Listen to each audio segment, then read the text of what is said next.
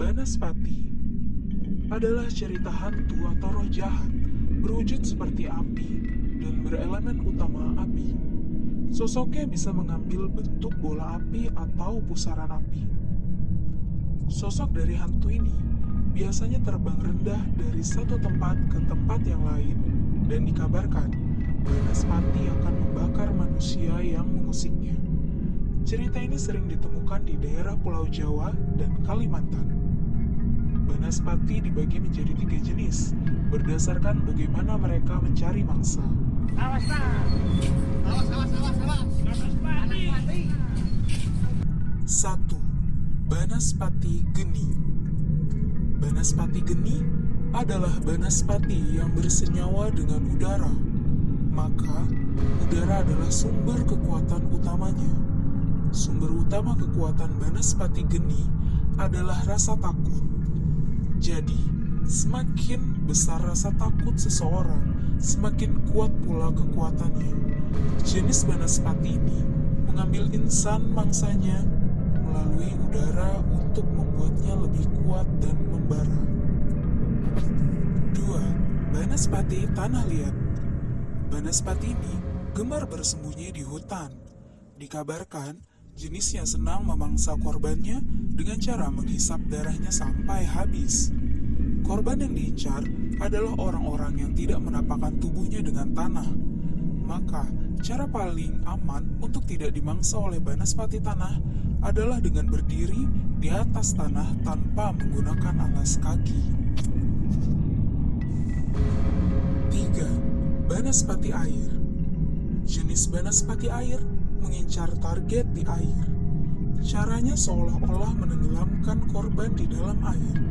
Padahal sejatinya, korbannya sudah dihisap darahnya terlebih dahulu oleh banaspati tersebut sebelum akhirnya ditenggelamkan. Untuk menangkalnya, menurut orang tua zaman dahulu, banaspati tidak akan mendekati orang yang bersentuhan langsung dengan tanah.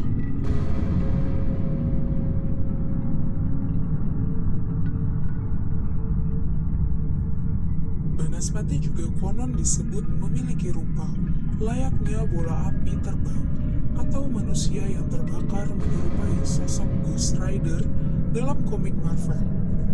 Sosok makhluk gaib ini dipercaya memiliki guna sebagai media untuk mengirimkan teluh yang dapat menewaskan korbannya. Mengutip dari jurnal Universitas Udayana, sosok Banaspati digambarkan sebagai relief dengan kedok kepala raksasa. Pada candi di daerah Jawa Timur, sosok Banaspati atau yang disebut sebagai Kala di Jawa Tengah pada umumnya dapat ditemukan terpahat pada bagian atas lubang pintu masuk di ruang sucinya masing-masing. Mengutip dari laman Kemdikbud, Banaspati dikenal sebagai penjaga hutan. Banaspati atau Kala dipasang di atas ambang pintu candi dengan harapan sebagai penangkal pengaruh jahat yang hendak masuk ke dalam candi. Sementara itu, dikutip dari repositori Universitas Katolik Sugija Pranata, Unika Semarang, dalam kepercayaan masyarakat, Banaspati dikenal sebagai hantu yang mempunyai elemen api. Banaspati dikenal sebagai makhluk mistis yang memiliki kekuatan besar dan bisa ditemukan di dalam hutan ataupun digunakan oleh dukun sebagai sarana ilmu hitam. Konon, wujud asli Banaspati hanya memiliki ukuran segenggam tangan orang dewasa. Tetapi jika korbannya merasa ketakutan, maka wujud bola api ini akan semakin membesar dan bisa memangsa korbannya. Sementara itu, apabila dalam wujud keduanya, Banaspati dipercaya memiliki wujud layaknya manusia, tetapi tubuhnya diselimuti dengan api yang membara. Dalam wujud manusia berselimut api ini, Banaspati dikatakan bergerak dengan berjalan menggunakan kedua tangan, sementara kakinya menghadap ke arah atas. Banaspati dalam wujud manusia api akan mengejar dan menjulurkan lidah api ke mangsanya yang dapat membuat korbannya terbakar. Asal-usul Banaspati. Dalam kepercayaan masyarakat yang ditulis oleh situs budaya Indonesia, Banaspati diyakini merupakan salah seorang tokoh yang mengadopsi ilmu hitam yang terjadi di era kerajaan Majapahit. Banaspati adalah salah satu raja lautan yang merupakan keturunan dari siluman atau bangsa api. Ketika Banaspati memimpin bangsa siluman, banyak sekali manusia yang menjadi korban dari keganasannya. Meski demikian, berkat pertolongan dari Nabi Khidir, akhirnya Raja Banaspati bisa dibunuh. Menurut hikayat, pasca Banaspati dibunuh oleh Nabi Khidir, ternyata masih ada keturunannya yang memiliki nama setan Kober. Setan Kober ini diyakini hidup 500 tahun pasca Banaspati dibunuh. Banyak masyarakat Jawa yang mempercayai bahwa setan Kober yang merupakan keturunan Banaspati ini hidup di daerah hutan Panji.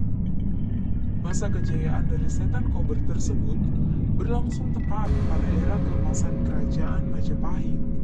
Pada masa itu ketika belum mempunyai kekuatan dan belum mempunyai kerajaan, setan Kober ini memutuskan untuk melakukan kerja sama dengan Patih Gajah Mada untuk menghapuskan para pemberontak serta melakukan perang melawan kerajaan-kerajaan Islam yang juga meliputi kerajaan Demak.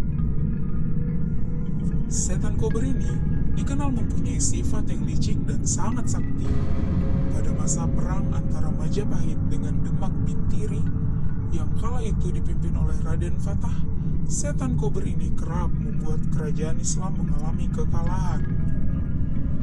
Singkat cerita, setan Kober ini pada akhirnya berhasil dikalahkan oleh Pangeran Sutawijaya. Hingga saat ini, keturunan Banaspati pun dipercaya masih tinggal di hutan Panji serta mendirikan kerajaan di lautan.